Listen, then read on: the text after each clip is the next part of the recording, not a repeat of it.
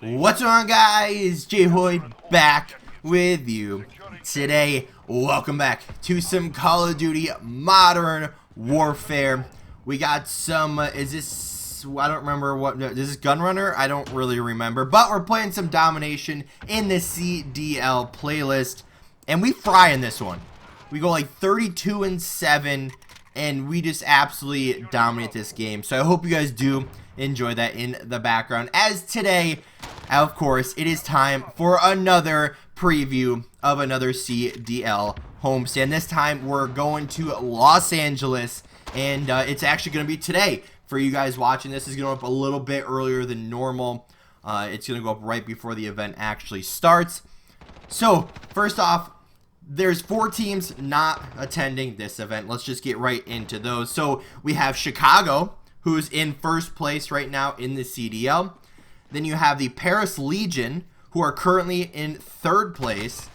You have the London Royal Ravens, who are tied in 4th place with 3 different teams.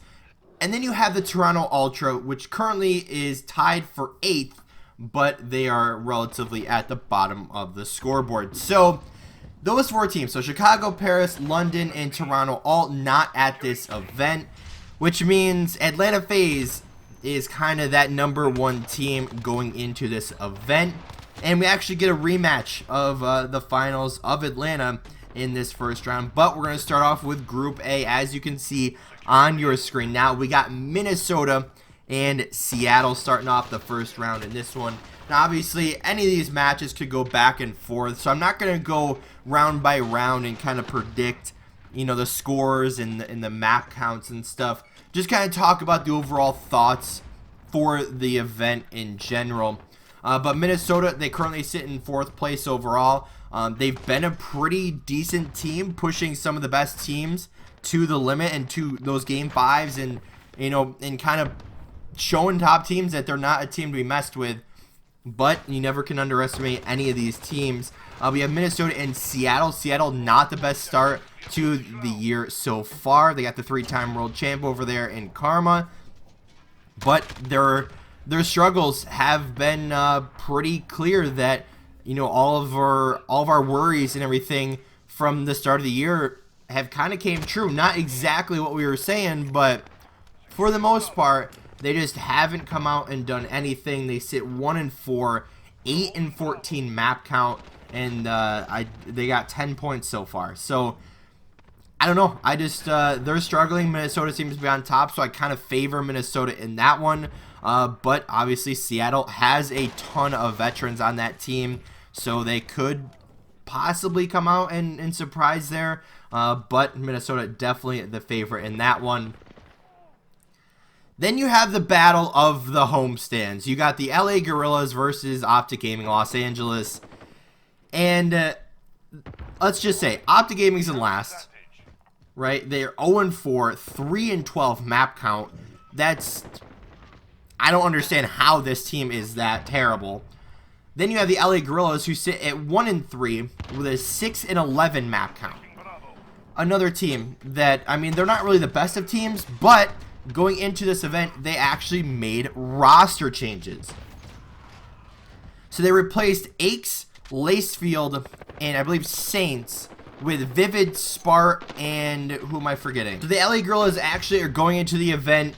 We're replacing Aches, Saints, and Lacefield with Spart, Blastful, and Vivid going into this event. So that's going to be interesting. 3 kind of, well, 2 complete rookies that have never played on land that I'm aware of.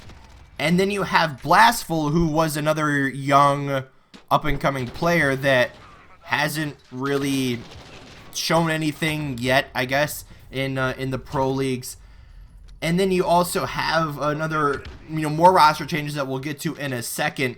But the LA Guerrillas versus Optic Gaming LA, I mean, it's a battle of the 2 worst teams in the league.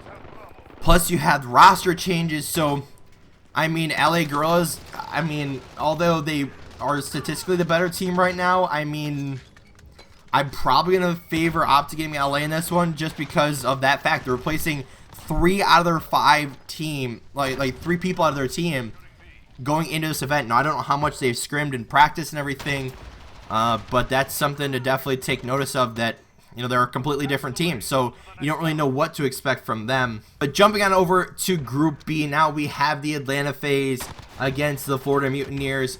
Another side note to this one, Florida actually has Pristini out of the lineup for this one due to personal reasons. They are replacing him for this event with a stand-in with Pharaoh. He's been kind of in and out of the Pro League, and you know, he's another young talent that could show up and show why he should be on a Pro League team or be signed to a substitute or anything like that. But, I mean, again, you just don't know of Florida, because this was the rematch of the Atlanta final. So, but you have a different team in Florida where you have a substitute there. So, are they going to perform the same? You never know. I think, honestly, it's probably going to be another 3-0, but you never know what's going to come out in that one. But most likely, I'd pick Atlanta FaZe in that one. Next up, you got the Dallas Empire versus the New York Subliners. Dallas currently sits 3-4, 11-15 map count. The Subliners 1-4, 6-13 map count.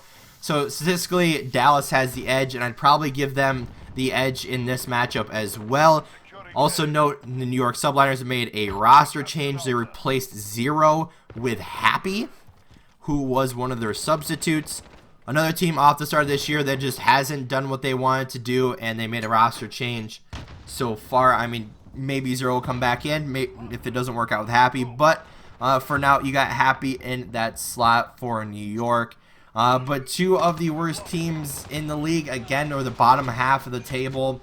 I'd probably pick Dallas in this one. Just, you know, they are a good team, just haven't really figured them out. They got a new head coach over there as well in Rambo Ray. Obviously a veteran Call of Duty player and a very good Call of Duty mind behind him. So that could be a big shock to them, obviously, with a new roster change for New York, that you'd probably expect them to not really, you know, be on the same level as a team that's been together since the start of the game. So I would pick Dallas in that one.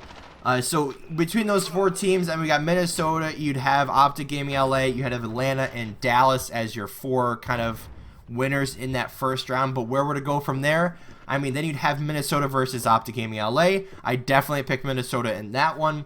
Then Atlanta versus Dallas. I definitely pick Atlanta in that one. So that moved those guys on to like the finals. And then you have this single elimination losers bracket where you'd have Seattle, the LA Guerrillas, New York Subliners, and Florida. I mean, and you could just pick anyone to come out of that one depending on, you know, who has the best day. I mean, I'd probably pick Florida because they're usually one of the stronger teams, but again, that roster change, you never know what's going to happen with that. Then maybe Seattle could come through, given, you know, Optic Gaming's kind of lackluster start to the Pro League. But again, they could be a new team going into this event. You never know. But, I mean, kind of final thoughts here. I mean, two of the top, or I guess even three of the top teams in the table aren't at this event. So that definitely has some openings for some teams that could show up and put up a good performance. So you got Atlanta most likely going to win this event unless somehow they just come out and just don't play well at all. Then you got Minnesota, who's another strong team that's pushed some of the best teams to the limit. I could definitely see them going the distance, maybe even in the final with Atlanta, depending on how the brackets and everything lay out. Then Florida, again, roster change with them. Dallas could come out after, you know, a bunch of practice and show something completely different. The LA Guerrillas, again, basically a new team. 3 out of their 5 members are new. Seattle Surge haven't really lived up to anything. You know, their struggles have come true. New York Subliners made a roster change, and Optic Gaming LA just haven't shown anything in the Pro League so far. They got some role changes over there as well, moving Dashy to a submachine gun, which is really questionable in my opinion. But I guess we're going to have to see how everything kind of plays out in LA. You know, it's a joint, I guess, homestand with the LA Guerrillas and Optic Gaming Los Angeles. I'll definitely be watching all weekend long, as I'm super excited to see it. Although Chicago isn't playing, I'm still gonna watch as much as I can and try to see, you know, some of the better players. play in this one like Atlanta that I haven't gotten to see before. But anyway, guys, I'm gonna wrap this one up here. I hope you guys did enjoy our little Call of Duty Los Angeles CDL LA Homestand, whatever you want to call it. I hope you guys did enjoy. If you did, hit the like button down below. If you haven't already, hit the subscribe button. And as always, guys, we'll see you next time. Assist your team at Charlie. 2 objectives secure.